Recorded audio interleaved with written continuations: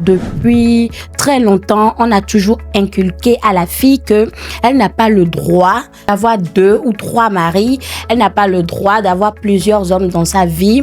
Quand elle a l'âge de se marier, elle ne peut qu'être qu'avec un seul homme. Alors qu'au même moment, on inculque à l'homme que lui, il a le droit d'avoir plus de 2 femmes. Ou parfois, dans certaines relations, quand on parle de la sexualité, la fille n'a pas beaucoup de choses à dire. Mais c'est l'homme qui s'impose très généralement. Selon la tradition, c'est quand même la femme qui doit préserver sa virginité. Mais à aucun moment, moi, je n'ai jamais vu les parents dire peut-être aux hommes de la famille, aux garçons de la famille, vous aussi, vous avez le devoir de préserver votre virginité jusqu'au mariage.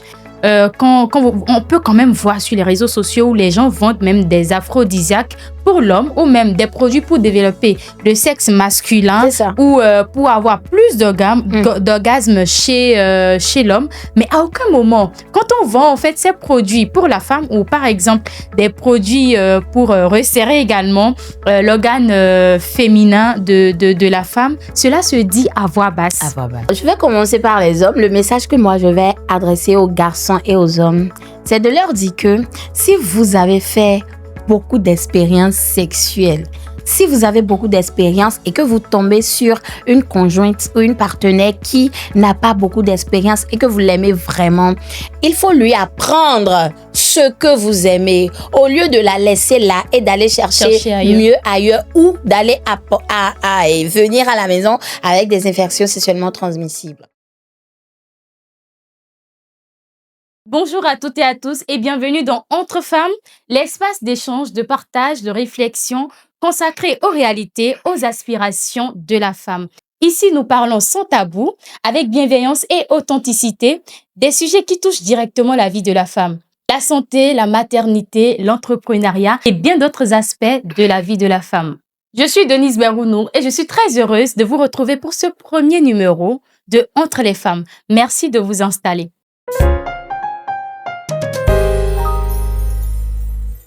Pour cette première émission, nous avons décidé d'aborder un sujet sensible, parfois même controversé, qui suscite de nombreuses interrogations et des réactions. Pourquoi juge-t-on encore plus sévèrement la sexualité de la femme plutôt que celle des hommes? D'où viennent ces jugements? Ont-ils évolué avec le temps? Ce sont des questions que nous allons aborder tout au long de notre échange. Et pour en parler, j'ai le plaisir d'être accompagnée par une charmante dame qui va donc nous apporter son regard, ses expériences et sa sensibilité tout au long de cet échange. Bonjour Marceline. Bonjour Denise. J'espère que tu vas bien. Très bien, merci. Merci d'être avec nous. C'est un plaisir. Alors, je ne vais pas y aller par 4 chemins. J'aimerais quand même qu'on revienne depuis l'origine de cette préoccupation ou de cette perception même.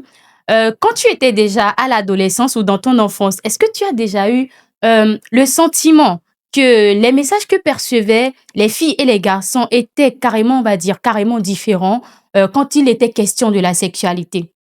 Merci beaucoup Denise pour cette question-là.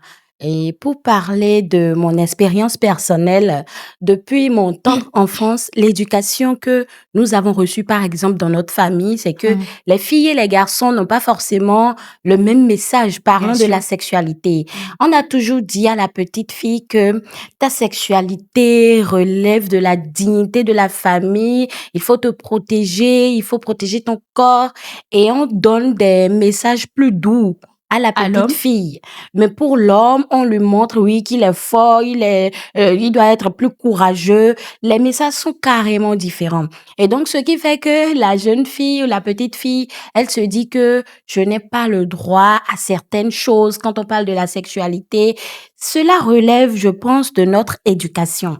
C'est l'éducation qui nous a inculqué cela parce que quand à chaque fois le message qu'on envoie à la petite fille, c'est que tu dois te protéger et à un âge donné, on commence par lui dire que oui, avec l'âge que tu as maintenant, tu dois avoir le rôle de la femme au foyer, tu dois être tendre, douce, tu dois tout faire pour satisfaire ton homme et tout. Donc, très souvent, on donne les messages plus forts aux garçons et les messages plus doux à la petite fille. Donc, dire, par exemple, quand on dit qu'il n'y a pas de petits garçons, c'est ça. que voilà, un garçon, c'est un garçon, C'est quoi. ça, c'est ça. Même à l'âge de 2 3 ans, il n'y a pas de petit garçon. Donc, même toi, en tant que femme, même si tu as déjà l'âge de l'adolescence, on te dit, mais respecte le petit, c'est un Ça, petit, mais c'est ça. il est quand même un garçon, il est l'homme de la famille. Donc, Exactement. je pense quand même que je vais pas dire que c'est préoccupant, parce que au jour d'aujourd'hui, il y a quand même des sujets, surtout sur la sexualité, où on punit sévèrement la femme, alors que pour l'homme, ça aurait pu quand même être de la même façon qu'on traite l'homme que également la femme. Alors, est-ce que tu peux déjà nous dire aujourd'hui quelles sont les principales raisons qui poussent peut-être les parents à considérer peut-être les femmes ou à garder peut-être les femmes, leur sexualité plus sévère que celle des hommes, parce qu'il y a forcément une raison derrière. On peut quand même pas dire que oui, que les parents ils se sont levés du jour au lendemain pour dire ci, pour dire ça. Il y a forcément une raison. Je sais pas si, selon toi, tu as déjà une fois identifié ces raisons à un moment donné. Alors, cette situation dont nous parlons aujourd'hui, je pense que elle tire sa source de notre éducation. Comme je le disais tout à l'heure, depuis très longtemps, on a toujours inculqué à la fille que elle n'a pas le droit d'avoir d'avoir 2 ou 3 maris. Elle n'a pas le droit d'avoir plusieurs hommes dans sa vie. Quand elle a l'âge de se marier, elle ne peut qu'être qu'avec un seul homme. Alors qu'au même moment, on inculque à l'homme que lui, il a le droit d'avoir plus de 2 femmes. Et du coup, c'est de là que tire la source de ce que on traite plus sévèrement la sexualité de la fille que celle Celle des hommes. des hommes. Et donc, lorsqu'on inculque à la jeune fille que elle n'a pas le droit d'avoir 2 hommes à la fois, on lui inculque au même moment que elle doit se cacher pour certaines choses. Ouais. Elle n'a pas le droit d'aborder profondément le sujet de la sexualité. On ne lui parle même pas de la protection de son corps. On ne lui parle pas du consentement. On lui inculque juste que toi, tu ne vas que accepter ce que ton homme te dit. Ou subir, par Ou exemple. subir, exactement. Donc, ce qui fait qu'aujourd'hui, nous sommes dans une société où les hommes sont libres. Quand on parle de la sexualité, ils peuvent aller de 2 jusqu'à plusieurs femmes. Plusieurs femmes. Et au même moment, on dit à la femme que tu as le devoir de rester sous le toit d'un seul homme. Ça vient de notre tradition en Afrique et c'est ce que je peux dire par rapport à cette question-là. D'accord. Et déjà, on voit quand même que dans notre société aujourd'hui, toutes ces pratiques ont quand même une conséquence directe sur la vie de la femme, surtout dans la société. Comment est-ce qu'elle est traitée, contrairement aux hommes? Si par exemple voilà, si on aborde peut-être le côté éducation, c'est la même. Si on aborde également le côté boulot, c'est pratiquement la même, parce qu'on donne des fois également, depuis un certain temps, c'est vrai que les choses ont changé, mais depuis la nuit des temps, entre-temps, on accordait plus de mérite à l'homme qu'à la femme. Et le fait qu'il y ait peu de femmes, c'est cela qui explique justement le fait qu'il y ait peu de femmes dans les administrations. Et quand il y a peu de femmes, c'est là maintenant qu'on trouve qu'il y a quelque chose d'exceptionnel. Alors que ça aurait pu quand même être la norme. Logiquement, ça aurait quand même pu être la norme. Mais au jour d'aujourd'hui, quand on voit peut-être une femme faire un travail qu'un homme fait, bah, on dit que c'est un truc d'exceptionnel, en fait. Alors que là, c'est quand même normal qu'elle puisse le faire. Est-ce que tu ne penses pas que cela a des conséquences directes sur la façon dont on perçoit la femme aujourd'hui dans la société? Exactement. Moi, je pense personnellement que le sujet de la sexualité devait être abordé avec les filles et les garçons de la même manière. Je ne dis pas qu'on demande aux filles d'avoir 3, 4, 5 hommes dans leur vie. Ce n'est pas ce que je dis. Mais ce que je dis, c'est qu'on devrait normalement passer le même message aux filles et aux garçons parlant de la sexualité. Comment est-ce que la jeune fille devait s'épanouir? Comment est-ce qu'elle devait donner son consentement quand on parle de la sexualité? Et déjà, dès le bas âge, quand on donne de différents messages aux filles et aux garçons, cela, du moment où on donne des messages plus doux, plus sensibles aux filles, ça les permet, bon, je peux dire que ça les entraîne à grandir dans un milieu où la fille se dit, devant l'homme, je n'ai pas le droit de parler, je n'ai pas à imposer quoi que ce soit. Je m'aligne à ce que le garçon dit. Et dès son petit âge, la petite fille commence déjà par se mettre cela dans la tête. Et c'est ce que nous observons dans la vie adulte. Ou parfois, dans certaines relations, quand on parle de la sexualité, la fille n'a pas beaucoup de choses à dire, mais c'est l'homme qui s'impose très généralement. Et moi, je pense que ça impacte beaucoup nos sociétés d'aujourd'hui parce que quand on parle de l'éducation et quand on parle de la sexualité, c'est des sujets qui vont de pair. Qui vont de pair et qui accompagnent l'individu depuis son tendre enfance jusqu'à l'âge adulte. C'est ce qui fait qu'aujourd'hui, nous voyons des filles qui n'ont pas assez d'informations quand on parle de la sexualité. Elles n'ont pas eu ces informations dans leur éducation, elles n'ont pas eu ça à la maison et parfois, elles sont obligées d'aller tirer ces informations-là d'autres sources qui ne sont pas forcément de bonnes sources. Fiables. C'est ça. C'est vrai, parce que aujourd'hui, c'est vrai que durant la tradition ou selon la tradition, c'est quand même la femme qui doit préserver sa virginité. Mais à aucun moment, bon, moi, je n'ai jamais vu les parents dire peut-être aux hommes de la famille, aux garçons de la famille, vous aussi, vous avez le devoir de préserver votre virginité jusqu'au mariage. Et cela fait aujourd'hui que les hommes, au jour d'aujourd'hui, ils s'intéressent peut-être à un moment donné de leur vie, quand ils voient qu'ils atteignent peut-être la trentaine ou l'âge de la maturité, ils se disent maintenant qu'ils sont prêts à prendre des femmes, mais par contre des femmes qui ont préservé leur virginité jusqu'à un certain âge. Mais on oublie quand même que eux, ils ont eu déjà à emmagasiner des expériences sexuelles en la matière.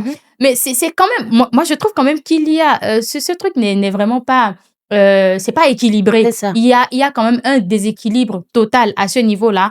Et au lieu quand même de dire à la femme, c'est vrai, on doit forcément dire, c'est normal, c'est capital qu'on puisse préserver sa virginité jusqu'au mariage. Mais lorsqu'on le dit à la fille, il faudrait quand même inculquer cela également dans l'éducation de l'homme. Moi, je pense que ces situations-là, c'est parfois injuste parce que tu vas tomber, par exemple, sur des filles où leur éducation les a obligées à un moment donné à subir ce qu'on appelle l'excision. Et l'excision, c'est un phénomène que nos grands-parents ont souvent dit que ça permet de limiter le plaisir sexuel, l'orgasme chez la fille. Et donc, cette fille, par exemple, qui a subi cela, qui a subi l'excision, et donc qui n'a plus le droit d'avoir pleinement son plaisir sexuel, d'avoir jusqu'à avoir l'orgasme. Cette fille, par exemple, quand elle tombe sur un garçon qui a déjà fait beaucoup d'expériences sexuelles, ce sera compliqué pour eux de s'entendre dans la relation. Et c'est ce qui fait parfois que les filles subissent à des moments donnés des situations qui font que leur mari ou leur copain les laisse là et s'en vont chercher d'autres filles. Alors qu'en réalité, la fille qui à un moment donné de sa vie a su préserver son corps, son sexe, pour l'homme qu'elle aura dans sa vie et l'homme pour lequel cette fille-là s'est autant préservée. Cet homme-là, il savait que c'est un homme qui a déjà fait beaucoup d'expériences sexuelles et pense que sur le plan sexuel, cette fille-là ne répond pas à ses besoins. Sincèrement, moi, je pense que ce n'est pas équitable, ce n'est pas juste que les filles subissent cela. Moi, je pense que normalement, on devrait éduquer les filles même dans les coutumes où on fait l'excision. Je remercie déjà toutes les actions qui sont menées pour lutter contre l'excision parce que c'est un phénomène qui impacte négativement la santé des filles. Donc, si par exemple, il y a des filles qui ont subi cela, soyez d'accord avec moi que dans leur couple, qu'il y ait quelque chose qui manque. Un déséquilibre total entre leur conjoint et elle. Et même l'exemple est palpable, même aujourd'hui, on peut quand même voir sur les réseaux sociaux où les gens vendent même des aphrodisiaques pour l'homme ou même des produits pour développer le sexe masculin ou pour avoir plus d'orgasme chez l'homme. Mais à aucun moment, quand on vend en fait ces produits pour la femme ou par exemple des produits pour resserrer également l'organe féminin de la femme, cela se dit à voix basse. À voix basse. Et, en fait, pour tout ce qui concerne la sexualité de la femme aujourd'hui, de son plaisir, de son orgasme aujourd'hui, c'est dit à voix basse. Mais quand il s'agit de l'homme, là, on voit en lui la virilité. La virilité. Et même aujourd'hui, ça fait quand même, parce que moi, je pense quand même que ça fait qu'au jour d'aujourd'hui, la femme n'a pas forcément la facilité de dire à son homme que j'ai pas été satisfaite sexuellement quand on a eu voilà le rapport sexuel. Mais l'homme, par exemple, lui, il peut le dire à la femme. Exactement. Il peut mais au moment où la femme, elle va commencer à le dire, on va peut-être la considérer comme une fille de joie ou une fille qui a plus d'expérience, alors que ce n'est pas forcément la même chose, par exemple. Donc là, j'aimerais quand même te demander si, à un moment donné, si tu as peut-être été confrontée directement ou indirectement, peut-être a été confrontée sur les jugements ou face aux jugements de la femme, d'accord, quand il s'agit de sa sexualité. Peut-être directement ou indirectement, on ne sait jamais, hein. Ok, merci beaucoup pour cette question-là.